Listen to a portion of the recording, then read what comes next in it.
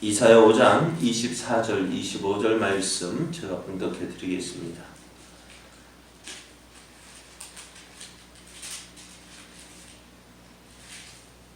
이로 말미암아 불꽃이 그루터기를 삼김같이 마른 풀이 불 속에 떨어짐 같이 그들의 뿌리가 썩겠고 꽃이 티끌처럼 날리리니 그들이 만군의 여호와의 율법을 버리며 이스라엘의 거룩하신 이의 말씀을 멸시하였음이라.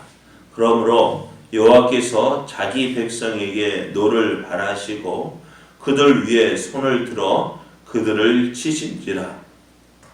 산들은 진동하며 그들의 시체는 거리 가운데에 분토같이 되었도다.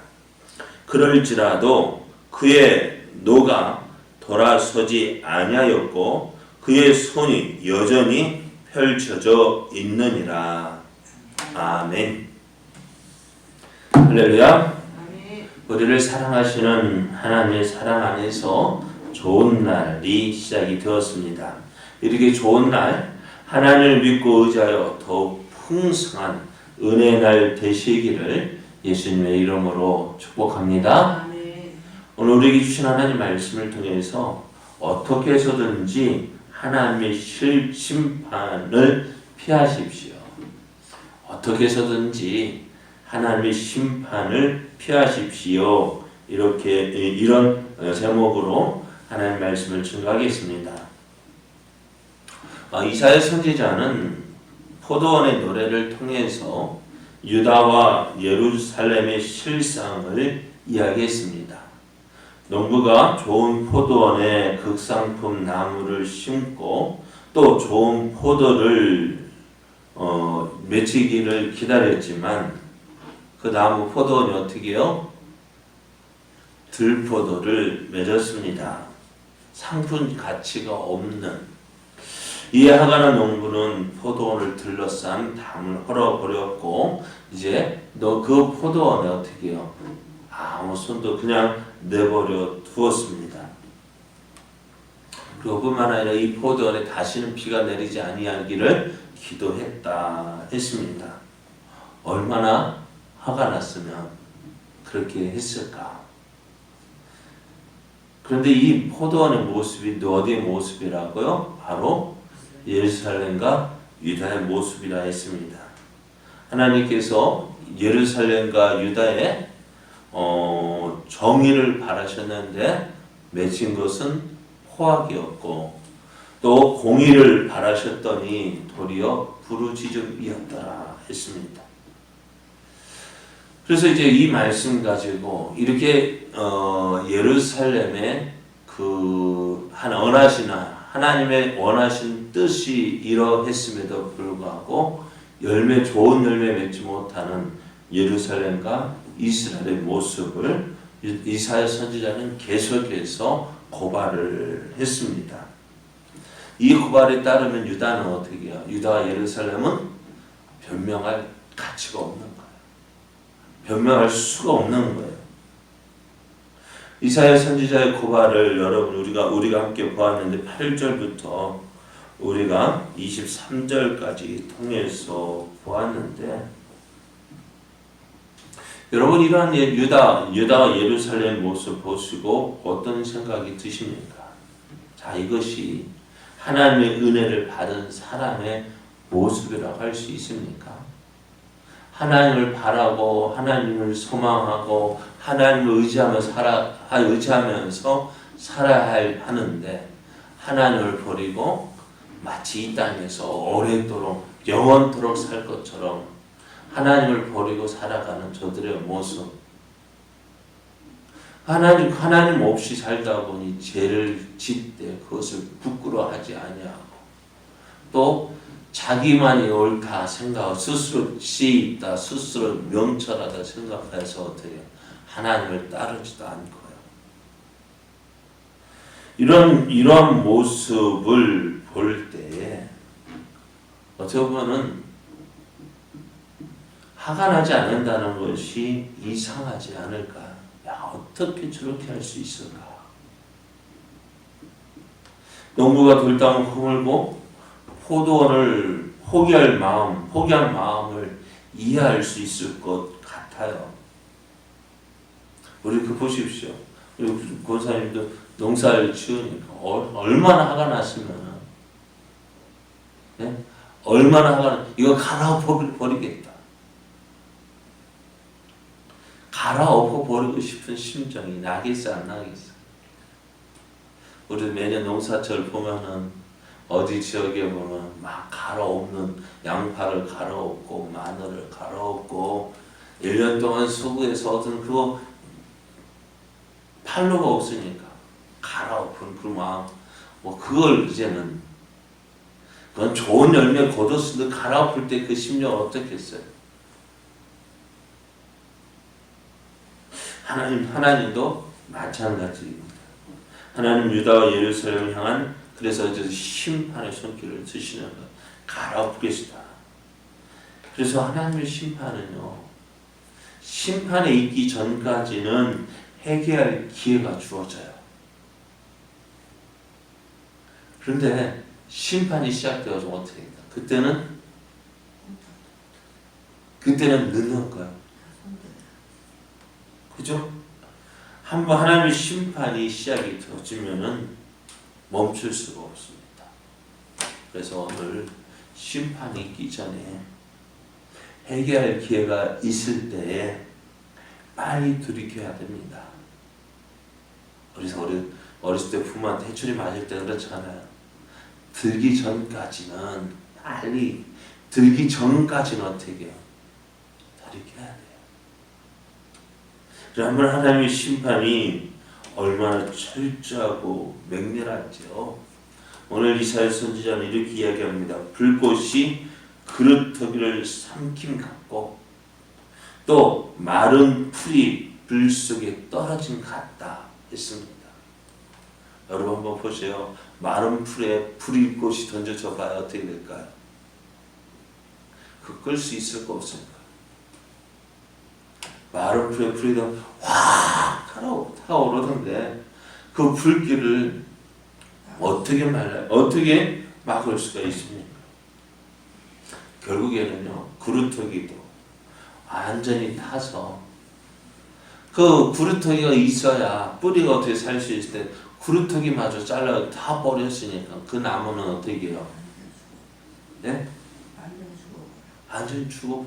그럼 그루터기라도 남아 있으니까 거기에 가지가 올라올 기미가 있을 때는 희망이 있는데 저희 종탑 옆에 은행나무가 있잖아요.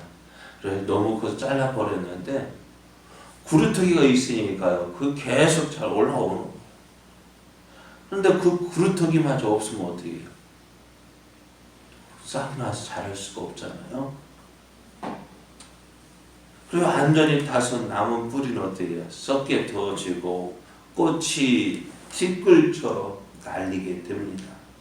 이것이 앞으로 유다에 임할 하나의 그 심판의 모습인데요. 지금까지 유다와 예루살렘이 보존될 수 있었던 이유가 뭐예요?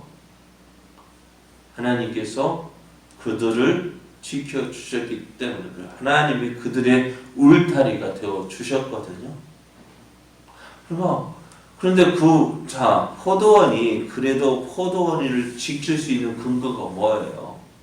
그 울타리가 있기 때문이 아니에요. 그 울타리가 있기 때문에 외부에서 동물이 오는 거 막을 수 있고 지나가던 사람도 어떻게 함부로 들어오지 못하도록 한단 말이에요. 그런데 그 돌담을 허물어뜨렸으니까 사방에서 어떻게 돼요? 짐승이 들어오고 사람이 들어오고 그러니까 그렇게 짐승이 들어오고 사람이 마음대로 들어오면은 그 포도원이 어떻게 되어질까요?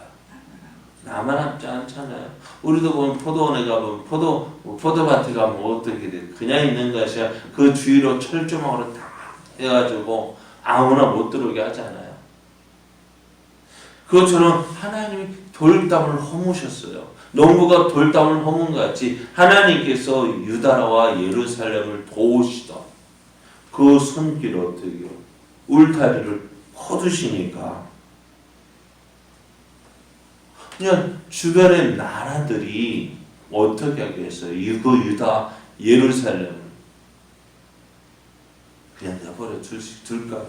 그렇지 않아도 그럼 좀 걸렸고 그거 마음에 안 들면 공격해 왔잖아요. 성경에 보면은 주변의 나라들이 얼마나 많이 이 이스라엘을 예루살렘을 공격해 왔어요. 우리가 뒤에도 보면은 히스기야 왕 때에도 뭐만 남아 아수르가 공격해 왔을 때에 예루살렘만 남았잖아. 그렇게 많은 공격을 받을 때 그들이 살아남을 수 있었던 이유가 뭐예요? 하나님이 울타리가 되어 주셨기 때문에 그래요. 그런데 우리가 평안할 때면 이 울타리의 소중함을 모르잖아요. 그 울타리가 있기 때문에 우리가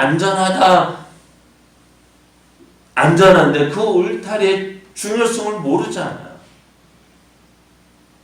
하나님께서 그 울타리를 잘 버리시니까 예루살렘과 유다를 지켜주셨던 그 하나님의 그 보호의 손길을 거두게 될 때에 불꽃같이 적들이 어떻게 공격을 하게 되었습니다.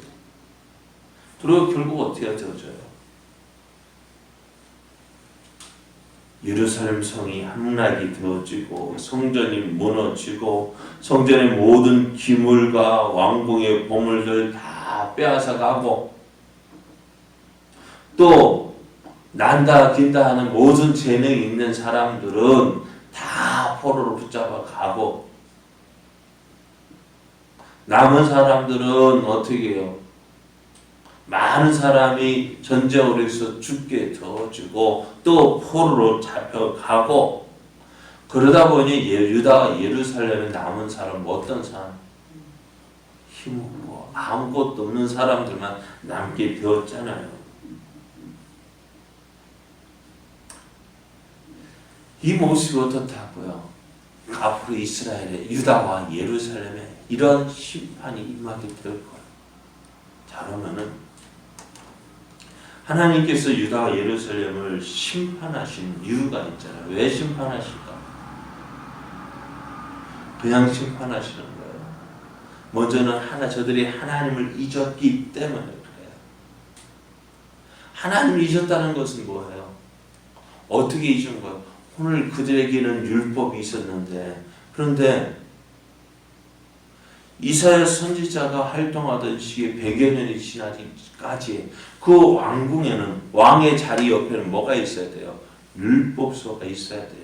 하나님의 율법을 가지고 그것을 읽고 묵상하고 그 말씀대로 율법대로 백성들을 다스려야 하지만은 이 율법책이 없어요.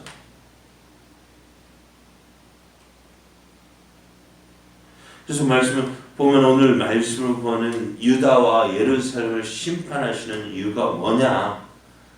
하나님의 율법을 버렸기 때문이다 있습니다. 오늘 그 말씀이 24절인데요. 24절 하반절에 보면은 그들이 만군의 여호와의 율법을 버리며 이스라엘의 거룩하신 이의 말씀을 멸시하였습니다. 했습니다. 하나님 말씀을 멸시했어요.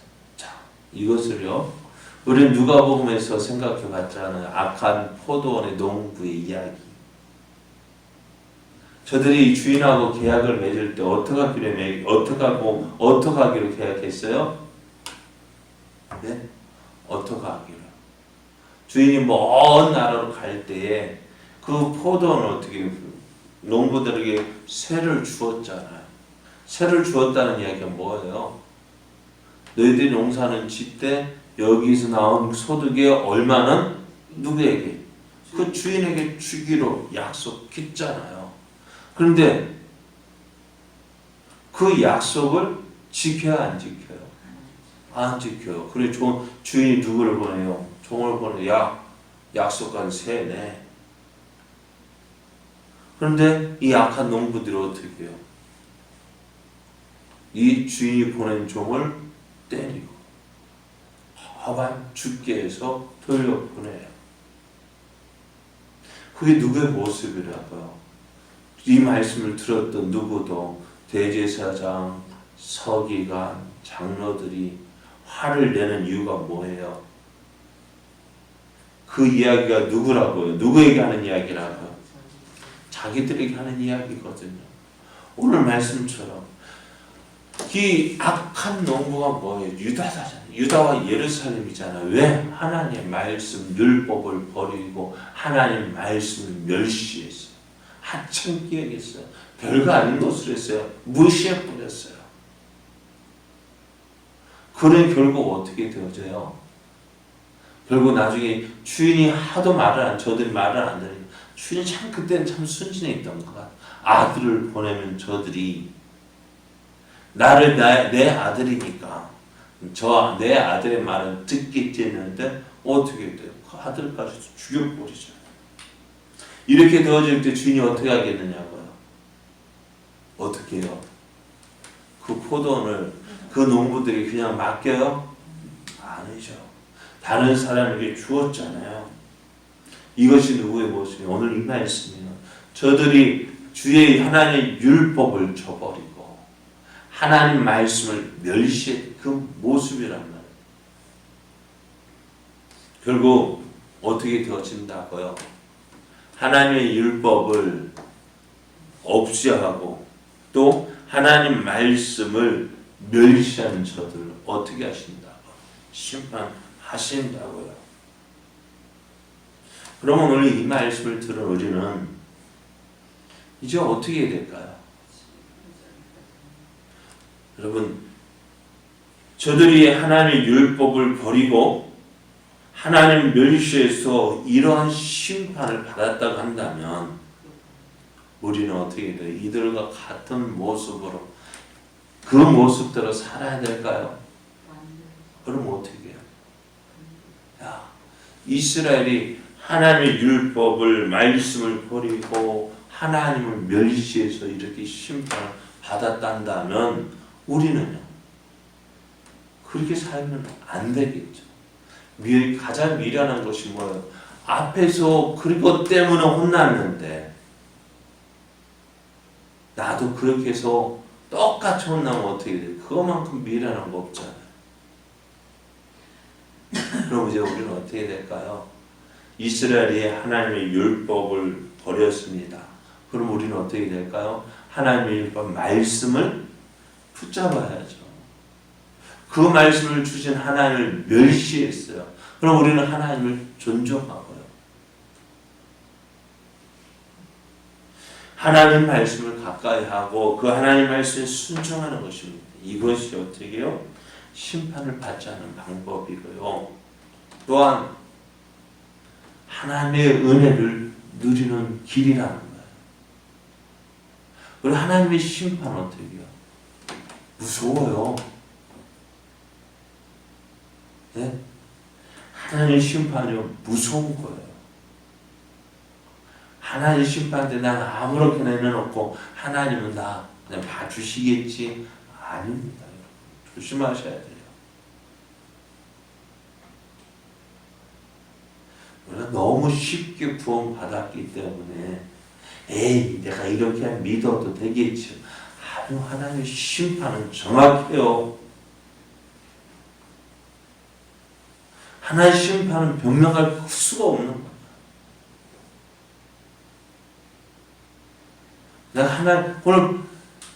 내가 하나님 예수님 믿는다면 정말 믿는다면 어떻게 될까요? 하나님을 사랑하고 그 하나님의 은혜를 정말 안다면 어떻게 해요? 내가 구원받았다는 이 사실을 온전히 알고 그 감격을 그 은혜를 온전히 아는 사람은 어떻게 될까요? 그럼 우리도 조심해야 돼요. 날마다 우리의 구원을 이루어 가야 돼요. 전에 어렸을 때 구원받았다고 예수 믿었으니까 아니요. 그게 날마다 우리 새로워져야 돼요. 날마다 우리의 구원을 이루어 가야 돼요. 날마다 우리의 모습 속에서 주님을 닮아가고 주님을 배워가는 그 모습이 날마다 있어야 되죠. 그래서 우리의 이러한 오늘 예루살렘과 유다의 모습을 보면서 나도 이런 모습이 있지 않은지 하나님의 율법을 버리고 하나님의 말씀을 멸시하고 내 마음대로 내 욕심대로 살아가고 있지 않는지 우리 자신을 돌이켜보면서 날마다 말씀의 보호라스 앞에 내 모습을 비춰보고 하나님과 날마다 동행하는 자 되어줘야 합니다. 그것이 오늘 하나님의 심판을 피할 수 있는 방법이고 하나님의 은혜를 누리는 길입니다. 이렇게 이제 하나님의 은혜를 누리는 자, 하나님의 심판을 받지 않고 하나님의 은혜를 누리는 자 되어지기를 예수님의 이름으로 축복합니다. 축복합니다.